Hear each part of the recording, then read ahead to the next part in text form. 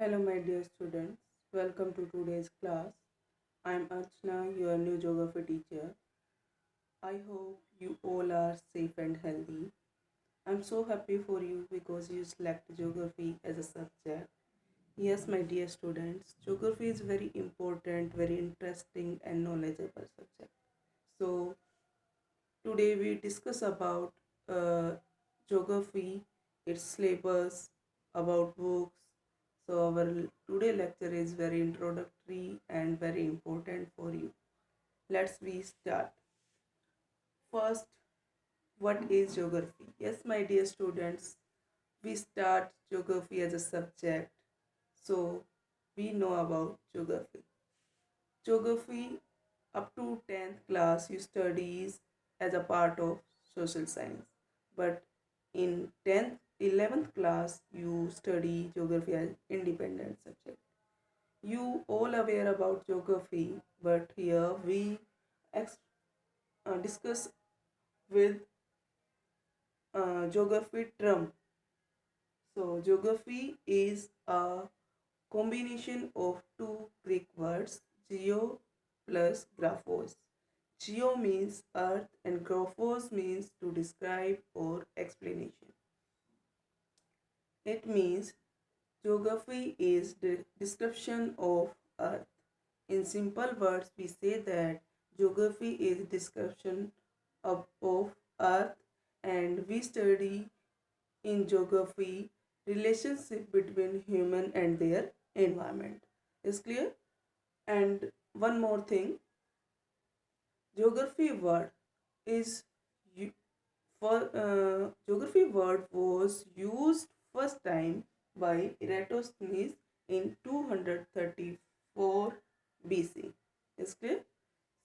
तो एरेटोस्थनीज वो पहले पर्सन हैं जिन्होंने फर्स्ट टाइम इस वर्ड को यूज़ किया था। इससे पहले हम भूगोल वर्ड यूज़ करते थे। भूगोल मीन्स भू प्लस गोल, अर्थात पृथ्वी गोल है। बट जैसे जैसे टाइम बीतता गया, सिलेबस जो ज्योग्राफी भूगोल का था वो बढ़ता चला गया, ब्रॉड हो गया, इसलिए उसके लिए जो भूगोल वर्ड था वो इनफ नहीं था। और इसलिए ज्योग्राफी जो कि एक साइंटिफिक टर्म है उसको लेकर के उन्होंने यूज़ किया, भूगोल को रिप्लेस करके geography word. So he was Eratosthenes, और Eratosthenes was a Greek scholar. ठीक है, means he was a Greek geographer. So it's clear. Next is importance of geography. Yes, my dear students, geography is very important for us because we live on Earth and we know about Earth and its environment and changing on Earth. All things we study in geography. Yes, geography के अंदर हम अर्थ और अर्थ के environment के अंदर जो changes day by day जो change हम देख रहे हैं, या जो रिक्वायरमेंट हैं अकॉर्डिंग टू चेंजेस, हमें अपनी लाइफ को एडजस्ट करने के लिए जिन चीज़ों की रिक्वायरमेंट है, वो सारी चीज़ें, वो सारी पॉसिबिलिटीज़, वो प्रॉब्लम्स और उनके सॉल्यूशन हम ज्योग्राफी के अंदर पढ़ते हैं। इसलिए ज्योग्राफी हमारे लिए काफ़ी इम्पोर्टेंट है क्योंकि ये हमें जीने की कला सिखाती है। देखो, geography, nature of geography is science and art. Geography is a science also and art. Art means एक कला जो हमें जीवन जीना सिखाती है, और साइंस जो साइंटिफिकली कुछ टर्म्स, कुछ रिजल्ट और रीजन शो करती है। It means in geography we study about three basic questions: what, where, why। कोई काम कब हुआ, कोई घटना कब घटी, कैसे घटी, कहाँ घटी, इस तरह के जो क्वेश्चन होते हैं उनका आंसर हमें ज्योग्राफी देती है, इसलिए इसको साइंस में इंक्लूड किया गया है। And in art, because art क्या होती है? कला, किसी भी काम को करने का एक तरीका। सो ज्योग्राफी जो है हमें लाइफ को जीना सिखाती है। फॉर एग्जाम्पल, अगर हम डेजर्ट में हैं तो डेजर्ट की क्लाइमेट के अकॉर्डिंग हमें क्या पहनना है, क्या खाना है, क्या हमारे लिए जो है सूटेबल होगा, हमें किस तरह की जो है लिविंग जो हमारी हैबिट्स हैं उनको अपनाना होगा। ये सारी चीज़ें क्या किसने सिखाई हमें? ज्योग्राफी ने। क्योंकि जब हम ज्योग्राफी में पढ़ते हैं किस तरह के चेंजेज क्यों होते हैं, इनका क्या कारण है और इनसे किस तरह से डील किया जा सकता है, तो हम इसको प्रॉपरली डील कर सकते हैं। इस क्लियर? सो जो ज्योग्राफी का नेचर ऑफ ज्योग्राफी है वो डायनामिक है। Art and science both streams में इसको इंक्लूड किया जाता है। Now we discuss scope and career. Scope, because scope means area, syllabus, what we study in geography. अगर हम ज्योग्राफी के क्षेत्र की बात करें तो इसका जो स्कोप है वो बहुत बड़ा है, वाइड है, क्योंकि एक लिमिटेड सिलेबस नहीं है।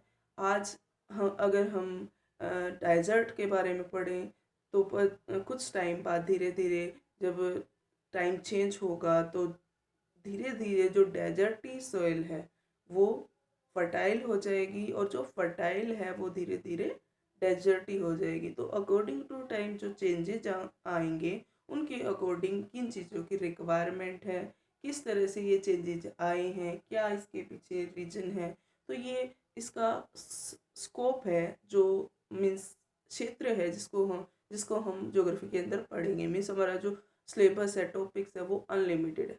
But you don't worry, in 11th class ये एक लिमिटेड सिलेबस है। So and next is career.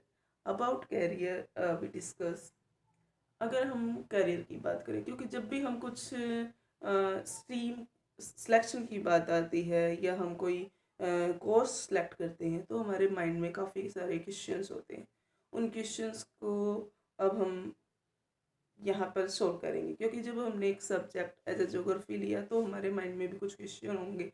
आपके आपके माइंड में क्वेश्चन होंगे कि आगे फ्यूचर क्या होगा, मुझे कैसे स्टडी करनी है, कहाँ मेरे को जॉब अपॉर्चुनिटीज़ मिलेंगी। So let's discuss about first in education field. Yes, if you want to become a teacher or professor, you get a job in education sector, because geography is a demanded subject in today's day. And second is survey of department. It means survey of department, जहाँ पर सर्वे हर तरह के सर्वे जो time to time होते रहते हैं according to requirement. For example census, जो हमारा जनगणना है यानी कि पॉपुलेशन की काउंटिंग है, वो हमारा एवरी आफ्टर 10 ईयर जो है एक बार होता है। फॉर एग्जांपल ये 2011 में हुआ था तो अब ये 2021 में होगा। सो इस तरह के सर्वे होते रहते हैं अकॉर्डिंग डिपार्टमेंट, अलग अलग तरह के सर्वे की डिमांड होती है।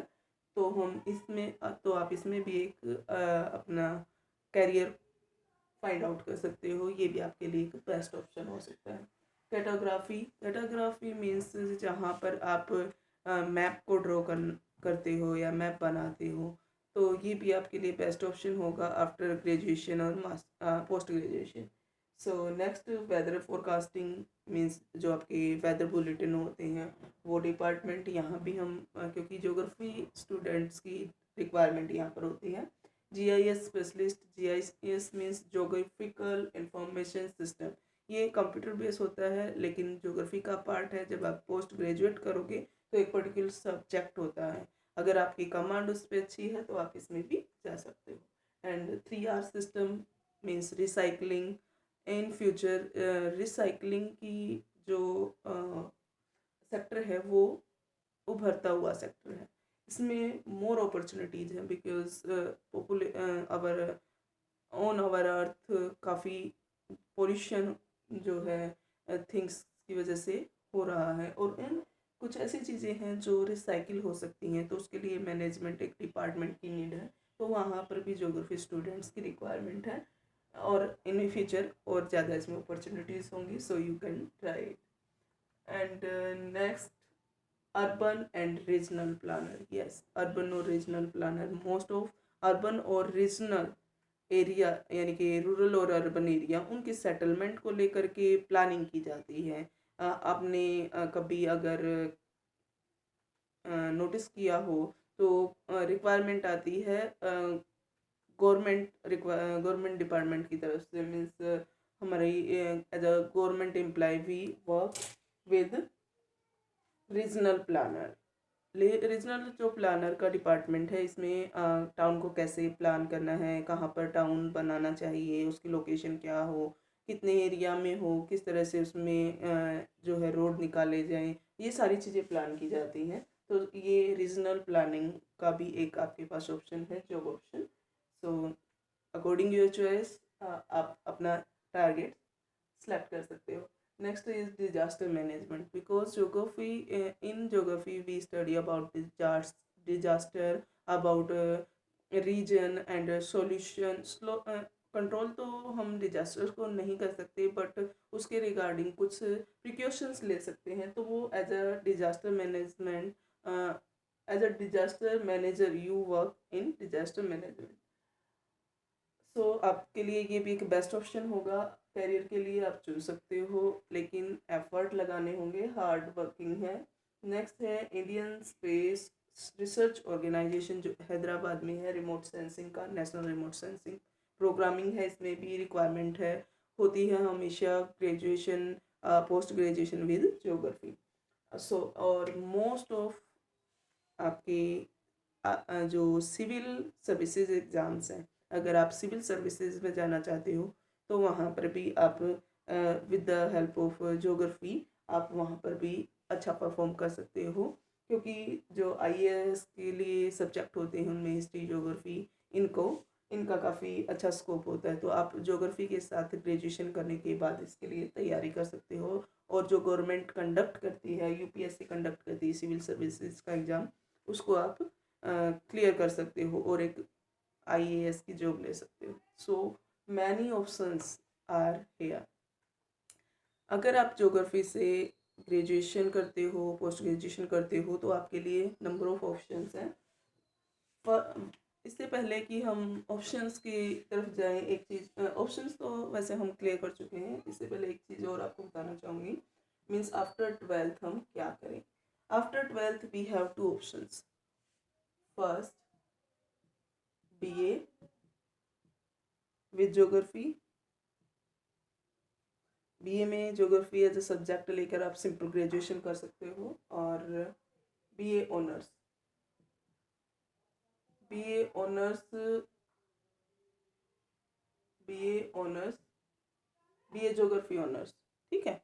तो ये आपके पास ऑप्शन है। After graduation you have more opportunities, but after post graduation you have more special opportunities like disaster management department, GIS, और आपका सर्वे डिपार्टमेंट, इस तरह की आप जो ऑप्शन आफ्टर ग्रेजुएशन आपको मिल सकते हैं। तो आप कोशिश करें कि after twelfth you select any one and doing graduation आप पोस्ट ग्रेजुएशन जरूर करें, बिकॉज ज्योग्राफी का जो स्कोप है वो आपका ब्रॉड लेवल पर, अगर आप scientist as a research work करना चाहते हो तो आपके लिए मास्टर डिग्री रिक्वायर्ड है, ठीक है। तो ये काफ़ी स्कोप है हमारे लिए। अगर हम ज्योग्राफी के साथ आगे बढ़ते हैं तो आपको इन फ्यूचर कैरियर के लिए चिंता करने की ज़रूरत नहीं है। आप इनमें से कोई भी एक टारगेट बनाएं और उसके लिए फोकस करें। ये सभी आपके लिए हैं, बट कंडीशन है कि आप अपने सिलेबस को प्रॉपरली रीड करें, प्रॉपरली कंसेप्ट क्लियर करें और उसमें हार्ड वर्किंग करें, ताकि आपका जो रिजल्ट है वो बेटर आए। और रिजल्ट, क्योंकि आपका रिजल्ट, आपकी नॉलेज, आपकी स्किल, ये तीन चीज़ें हैं जो आपकी जॉब सिलेक्शन में हेल्प करेंगी कि आप कौन सा जो है किस तरह का कैरियर, किस सेक्टर में आप जा सकते हो, वो totally depend on you. So you can choose any one and do hard work. So next we discuss about syllabus. Geography syllabus is divided in two parts. अगर हम ज्योग्राफी की बात करें तो ज्योग्राफी की टू ब्रांचेज हैं. Geography branches is first is physical geography and second is human geography. Physical geography further divided into two parts: the world physical geography and Indian physical geography. And human geography is also further two division: first the world human geography and second the Indian human geography. So you uh, study in 11th physical geography. In 11th we study physical geography, and in 12th we study human geography. So in 11th we have two books of physical geography. First is Fundamental of Physical Geography, second is India Physical Geography. So you purchase your book, both NCERT book you purchase, because in market many publishers, authors books are available, but you purchase only NCERT. So in first book Fundamental of Physical Geography we have 16 chapter, and India Physical Geography we have 7 chapter. But don't worry, physical India Physical Geography same as class 9th geography, बिल्कुल as it is. Most of chapter आपके as it is हैं. आप सिर्फ ये सोच लो कि आपको 9th का जो सिलेबस है ज्योग्राफी का वो रिवाइज करना है in second book. And first book is fundamental of physical geography is very interesting. आप बोर नहीं होंगे, आपको नहीं लगेगा इतना सिलेबस कि कैसे करें. जब आप बुक को शुरू करोगे तो आपको लगेगा, आपका एक इंटरेस्ट बन जाएगा और आपको मज़ा आएगा कि हाँ ये हम ईजिली कर सकते हैं, क्योंकि नई नई चीज़ें सीखने को मिलेंगी, इंटरेस्टिंग होगा. जैसे for example formation of earth, formation of universe, formation of moon, और about oceans, about nature, climate. So is very interesting. And we discuss about syllabus division also. Syllabus is divided into two parts. First is theory and practical. Theory plus practical. Theory have has 70 marks and practical has 30 marks. So we'll prepare learning concept for 70 marks, and we prepare practical file for 30 marks. Is very easy, interesting, and more knowledgeable subject is geography. So don't worry, we start our subject, our syllabus from today.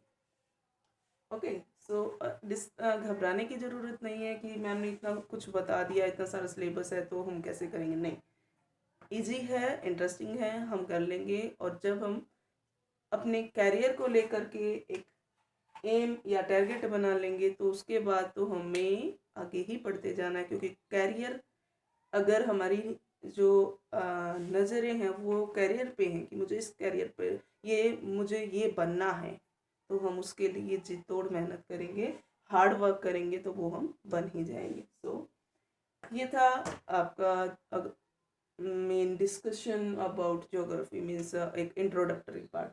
So we start our first chapter.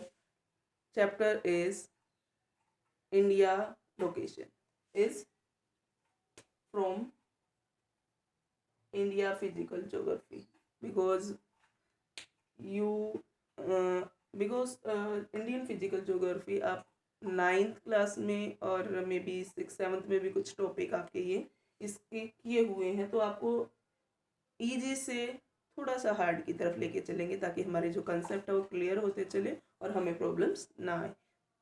तो let us start chapter India location.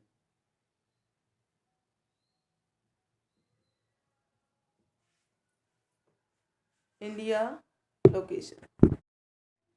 So, India location. In this lecture, we cover two main points. First is location and second is size. Location it means किसी place की particular longitudinal और latitudinal position. So in this chapter we know about location of India, कि India कहाँ पर locate है, India की longitude और latitude में लोकेटेड है। अब सबसे पहले हम डिस्कस करेंगे कि what is longitude and latitude, because we know about longitudinal and latitudinal location of India. तो उससे पहले हम लॉन्गिट्यूड और लैटिट्यूड को समझ लें कि क्या कौन से लॉन्गिट्यूड है, कौन सी लैटिट्यूड है। वैसे आप इन चीज़ों से अवेयर होंगे, लेकिन फिर एक बार हम इसको रिवाइज कर लेते हैं ताकि आपको रिकॉल हो जाए, दोबारा से चीज़ें फिर से समझ लेते हैं, ठीक है।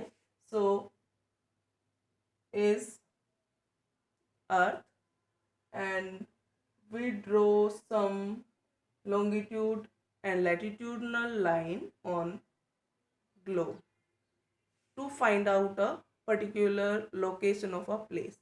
हमने ग्लोब के ऊपर कुछ इमेजिनरी लाइनों को खींचा है। आपने ग्लोब देखा होगा, कुछ ऐसी लाइनें हैं, ऐसे नॉर्थ टू पोल खींची हुई, ठीक है। कुछ लाइनें हैं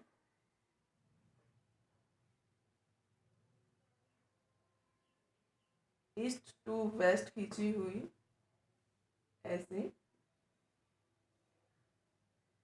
all are imaginary line, okay. ये सभी क्या है, इमेजिनरी लाइन है, और इन इमेजिनरी लाइन को ही लॉन्गिट्यूड और लैटिट्यूड बोलते हैं। कौन सी लॉन्गिट्यूड है और कौन सी लैटिट्यूड, लेट्स फाइंड। ये लॉन्गिट्यूड, अब इनको याद कैसे रखें कि ये लॉन्गिट्यूड है, पजल हो जाते हैं हम मोस्ट ऑफ कि लॉन्गी और लैटी। सो यहाँ हमें छोटी सी ट्रिक को फॉलो करेंगे। लॉन्गी मीन्स लंबी खड़ी हुई लाइन, मीन्स लंबी खड़ी हुई लाइन। ये वो लाइनें हैं जो हर टाइम खड़ी रहती हैं, ठीक है, standing position, be attentive like intelligent students, okay. And is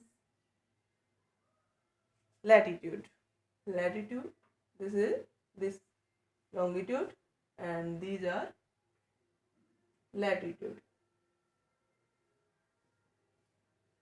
latitudes lines जो लेटी हुई है, इसके लिए हमारे पास ट्रिक है कि ऐसी लाइनें जो लेटी हुई हैं, पैसिव हैं, हर टाइम सोती रहती हैं, थकी हुई हैं, तो ये लाइनें हमारी लैटिट्यूड, जो हमेशा लेटी रहती हैं, पैसिव फॉर्म में रहती हैं, हर वक्त बस सोना।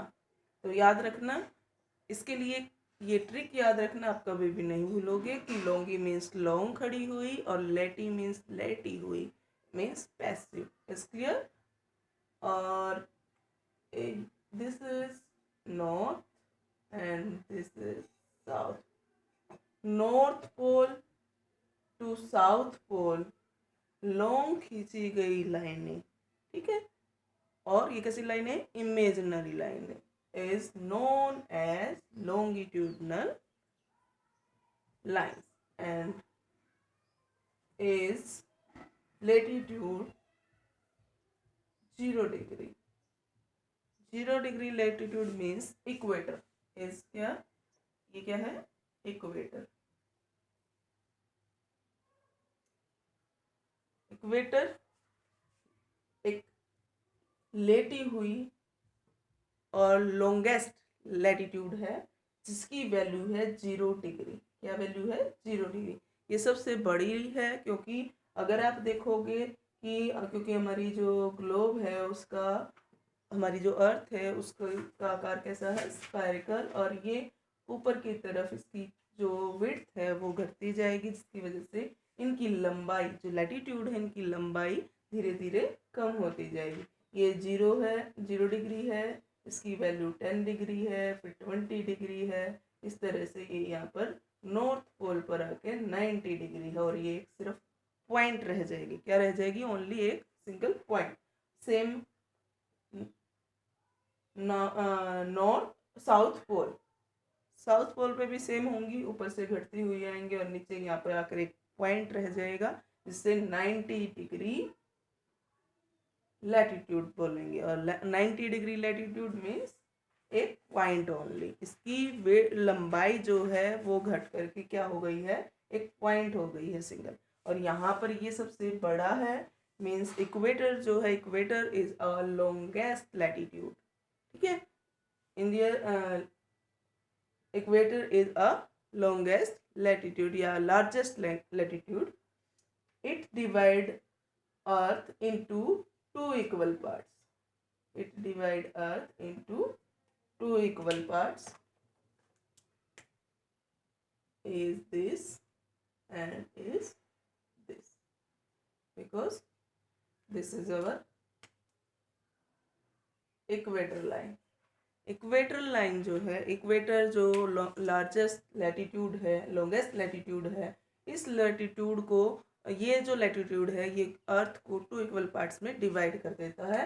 और ऊपर वाला जो पार्ट है, मीन्स नॉर्थ वाला जो पार्ट है, इसको बोलते हैं नॉर्दर्न हेमिस्फीयर, एंड साउथ वाले पार्ट को बोलते हैं southern hemisphere. Clear? Is clear? Is northern और इज साउदर्न हेमिस्फीयर। किसने इसको टू पार्ट्स में डिवाइड किया है? इक्वेटर ने। इक्वेटर ने अर्थ को टू इक्वल पार्ट्स में डिवाइड कर दिया। Is clear? If you have any doubt you right in comments. So next I think is clear, and value also clear. Latitude is equator is 0 degree value, and north pole 90 degree latitude is a single point. Is clear? Is latitude. Then longitude अगर आप globe को rotate करके देखोगे तो जो longitude है वो भी सर्कल कंप्लीट करते हैं, और जो लैटिट्यूड है वो भी एक सर्कल कंप्लीट करते हैं। लेकिन यहाँ पर सर्कल क्या हो गए, छोटे होते जाएंगे, इसकी वजह से उनकी क्या है, लेंथ छोटी हो जाएगी। और ये नॉर्थ पोल से साउथ पोल खींची गई लाइनें, means north to south draw जो की गई है इमेजिनरी लाइन, उनको बोलते हैं लॉन्गिट्यूड। और ये इक्वल लेंथ की होती, कितने भी सर्कल अगर आप यहाँ से यहाँ तक देखोगे तो लेंथ क्या है, इक्वल है। ऊपर से लेके नीचे तक इसकी लेंथ क्या आएगी, इक्वल आएगी, क्योंकि सेम सर्कल है। और एक चीज यहाँ है कि ये देखो आप, यहाँ पर जहाँ इक्वेटर है, इक्वेटर पे लॉन्गिट्यूड जो है उनकी वैल्यू, उनकी जो विड्थ है, मीन्स गैप जो है वो ज़्यादा है। और जैसे जैसे हम पोल साइड, पोलर एरियाज की तरफ जाएंगे, वैसे वैसे ये स्पेस कम होता जाएगा, मीन्स डिस्टेंस कम होता जाएगा। इट मीन्स लंबाई तो सेम है, लेकिन विड्थ यानी कि उनके बीच का जो गैप है वो डिफरेंट है। सबसे ज़्यादा गैप जो होता है वो इक्वेटर पे होता है, और जैसे जैसे हम ऊपर जाएंगे वैसे वैसे ये गैप कम हो जाएगा। So these all are longitude. North to south खींची गई लंबी लाइनें क्या है, लॉन्गिट्यूड। और इक्वेटर के एक पैरेलल खींची गई लाइनें ये क्या है, हमारी लैटिट्यूड। इसके लिए हमारी ट्रिक, लॉन्गिट्यूड और लैटिट्यूड के लिए लॉन्गी मीन्स खड़े हुई और लैटी मीन्स लेटी हुई। I think is clear. Now we discuss the location of earth. अब हमें जब ये क्लियर हो चुका है कि what is longitude and latitudinal lines, so now we discuss location of India is equator 0 degree and some latitude, particular latitude, जो important latitude है उनको अगर हम देखें, उनको डिवाइड करने का एक रीजन होता है कि ये हमारा ट्रॉपिकल जोन है, ये हमारी फ्रीड जोन है, ये हमारी कैप्रिकॉर्न जोन है। तो उसके लिए वो कुछ पर्टिकुलर लाइंस लैटिट्यूड को लिया गया है, यहाँ पर 23 नॉर्थ जो लैटिट्यूड है इसका नाम रखा गया है ट्रॉपिक ऑफ कैंसर।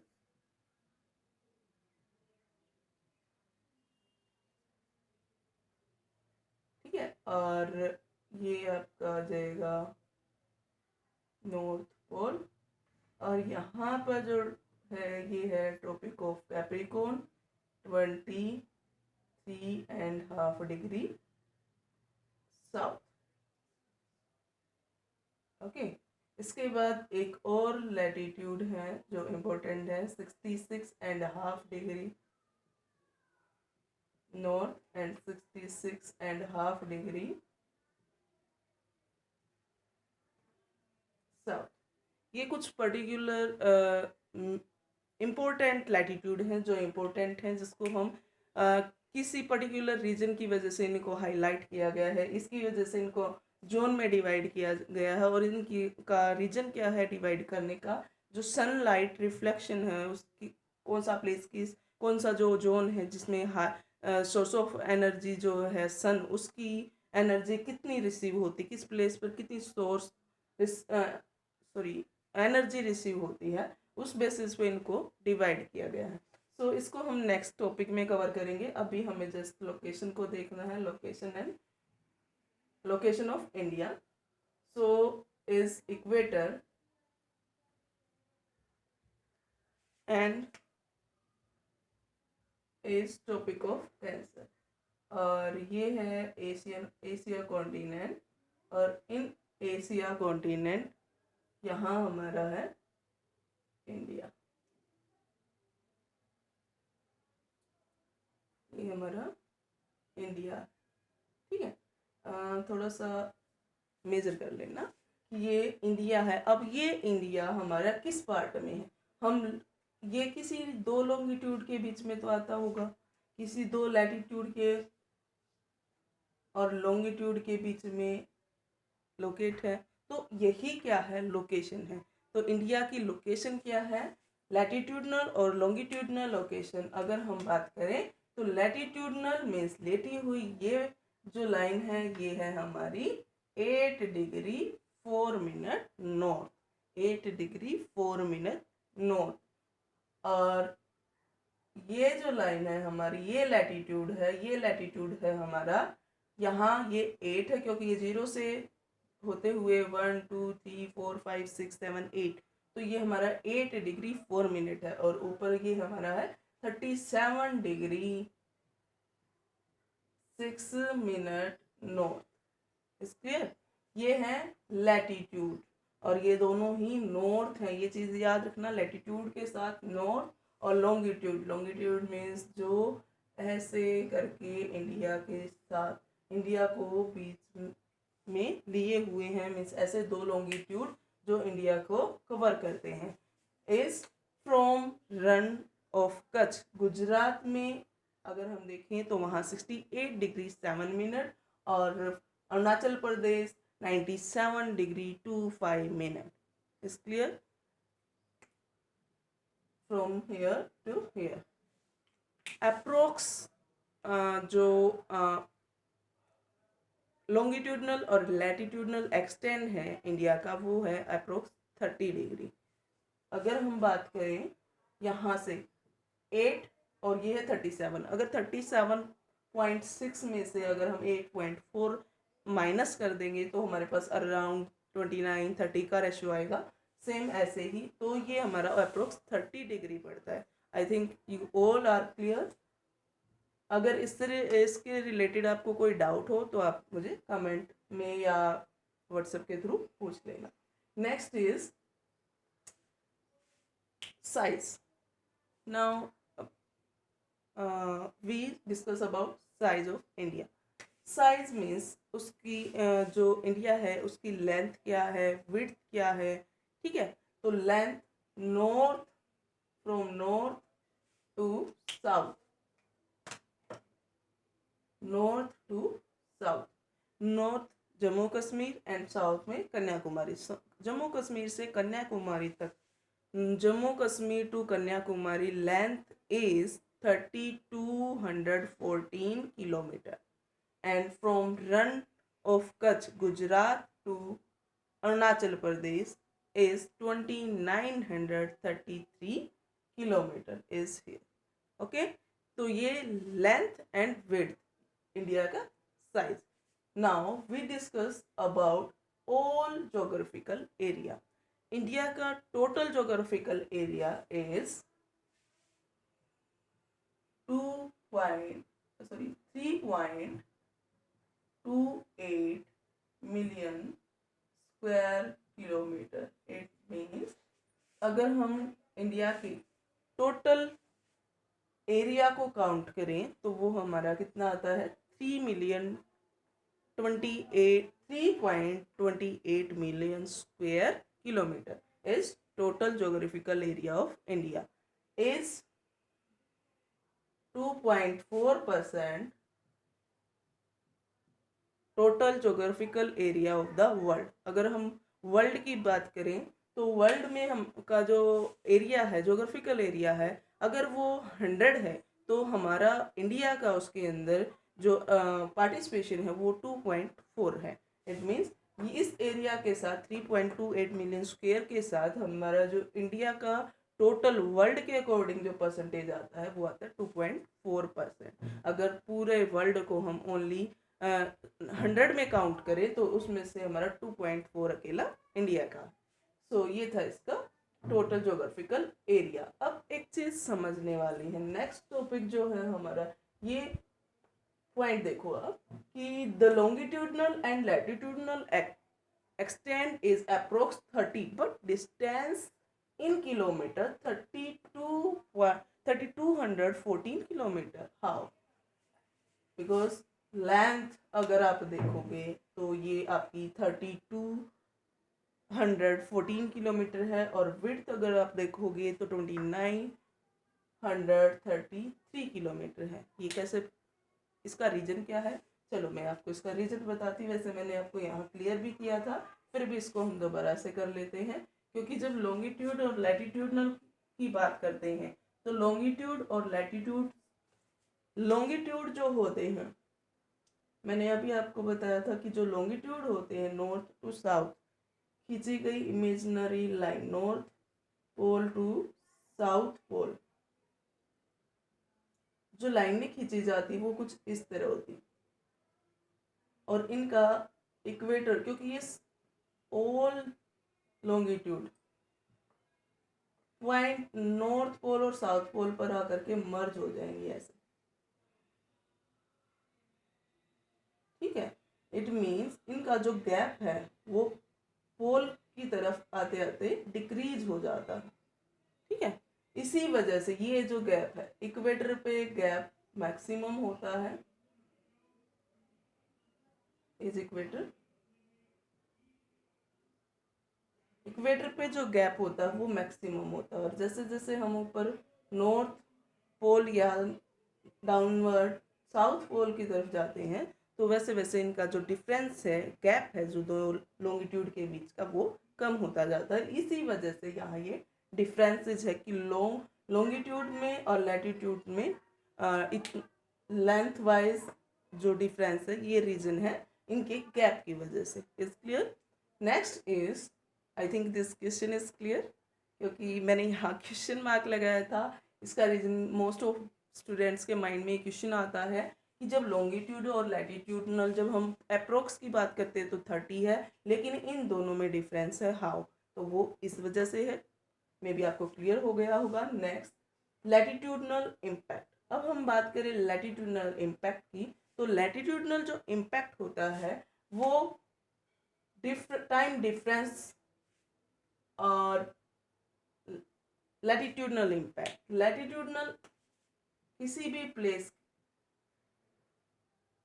की सन एनर्जी को रिसीव करने की जो सन एनर्जी है उसको वो एरिया कितना रिसीव करता है, इसको इफेक्ट करता है. और उसके साथ साथ उसकी वजह से उसकी क्लाइमेट, वहाँ की vegetations, human life, all are affected due to latitude.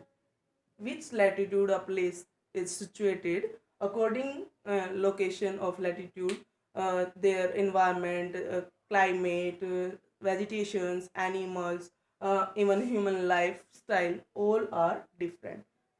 And same is longitudinal impact. अगर लॉन्गिट्यूड की बात करें तो लॉन्गिट्यूडनल इम्पैक्ट में किन लॉन्गिट्यूड में मीन्स अगर यहाँ कोई एरिया है तो उसकी विड्थ ज़्यादा होगी, अगर कोई कंट्री यहाँ है तो उसकी विड्थ कम होगी। एक कंट्री इतनी लंबी है तो अगर यहाँ से देखोगे तो उसकी विड्थ ज़्यादा है, अगर ऊपर वाली साइड से देखोगे विड्थ कम हो गई। तो ये क्या है, लॉन्गिट्यूडनल और लैटिट्यूडनल इम्पैक्ट है, किसी भी प्लेस की लोकेशन को ये प्रभावित करती है। Is clear. And next is time difference. Time की अगर हम बात करें तो time difference one place to another place. Longitudinal difference क्या है, मीन फॉर एग्जांपल अगर हम यहाँ गुजरात के western point, most western point की बात करें तो यहाँ से गुजरात से और north most eastern part Arunachal Pradesh, इन दो एरियाज का जो गैप है वो 2 hours का है। यानी कि अगर यहाँ पर सन 6 AM पे राइज होगा, ठीक है, दिखाई देगा, तो यहाँ तक आने में उसको 2 घंटे लगेंगे, यानी कि 8 AM पर यहाँ पर